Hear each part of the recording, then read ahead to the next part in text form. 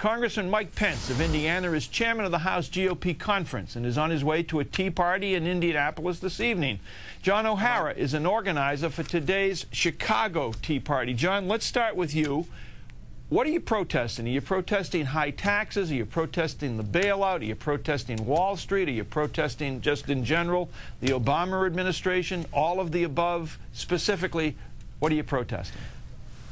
Great question, Mike. Much like the people that make up this grassroots movement, the problems people have are broad. There's no one particular bill or one particular politician that people have a grievance with. It's a general expansion of the federal government and the state and local governments and overspending. Congressman Pence, you have consistently been opposed to government spending, more government spending. So I'd like to ask you, isn't it somewhat, well, not inconsistent, but somewhat odd that today we have this big protest coast to coast? Why not a protest last year or the year before? Government spending has been on the increase for several years now.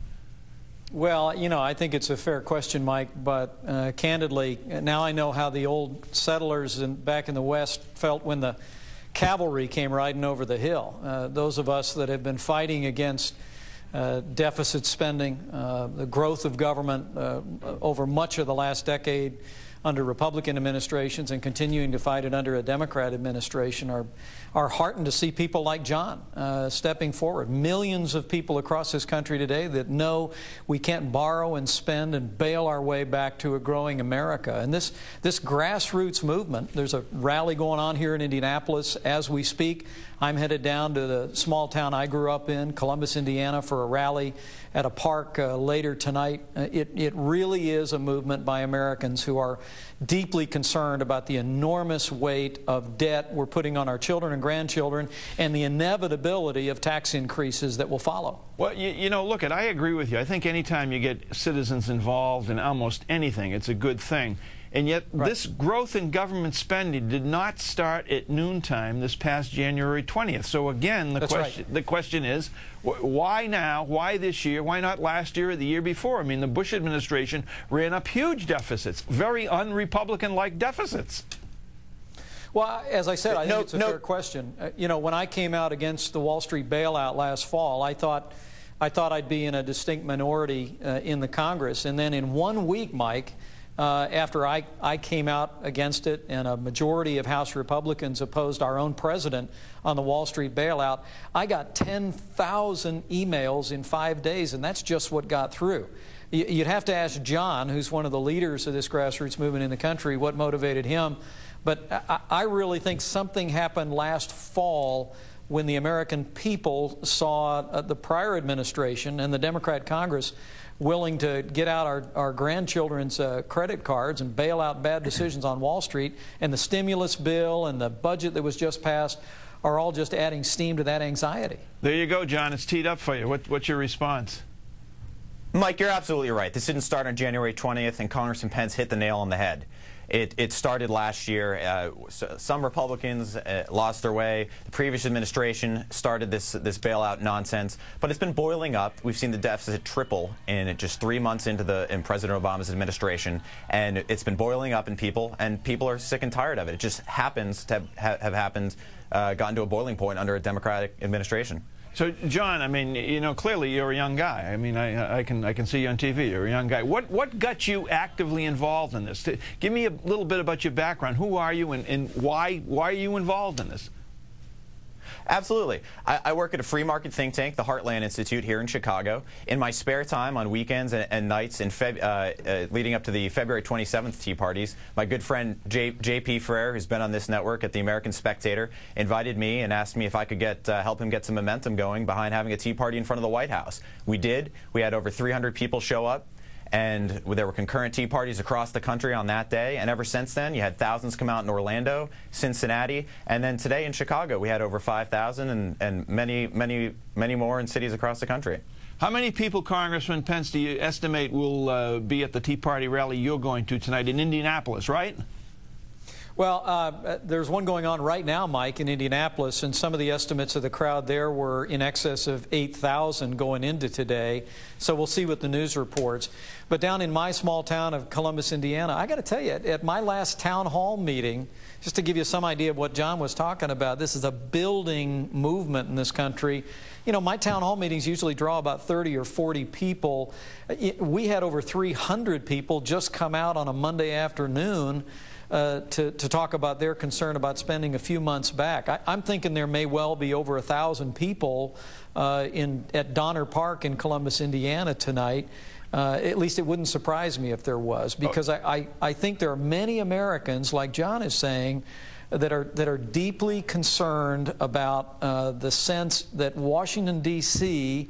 is, with its massive increases in spending and bailouts and borrowing and more taxes, is out of step with the values of Republicans, Democrats, and independents across this country. Okay, so Congressman, the people you know, the people in your district, the people who you will see this evening, they're driven to these rallies by more than just spending. It's an amalgam of things. It's the class warfare aspect, the Wall Street bailouts, the inequity, the seeming inequity. I think that Mike, a lot of. Yeah, Mike, I think it began with the bailouts, and John confirmed that in his case. But you know, when President Bush responded to the economic crisis last year by transferring $750 billion in bad decisions on Wall Street to Main Street, I think Main Street got a jolt. And what's happening today, what's been happening at the grassroots ever since, I think is a growing tidal wave of discontent in this country that knows we can't borrow and spend and bail our way back to a prosperous America. And they're seeing this administration, this majority in Congress, continuing along that vein. And what you're seeing today in all 50 states, Mike, are Americans, good, decent, hard-working Americans that are taking time out of their everyday lives to take a stand for fiscal discipline and fiscal sanity. And I commend John, and I commend every one of the good people here in Indiana that are taking that time as well. But Congressman, you still run into what I hear, the refrain that I hear a lot, and it's not just on the coastal elites saying it. It's ordinary people saying, in reference to what you just pointed out, but both parties do this. The Republicans ran up a huge deficit, and now the Democrats are running.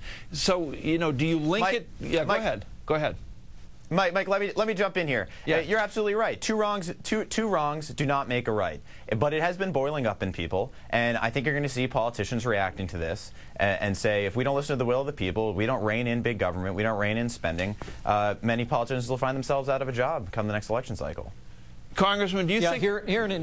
Mike, here in Indianapolis, for instance, there are no elected officials of either party that are speaking at the biggest rally here in our state. I think the fact that I'm from Columbus, Indiana, the local organizers asked me to come down and bring some closing remarks, but I'm mostly going down there to listen. This is really about the American people speaking to our national government through the peaceful process of protest and demonstration, and I think it can be rightly understood in that vein.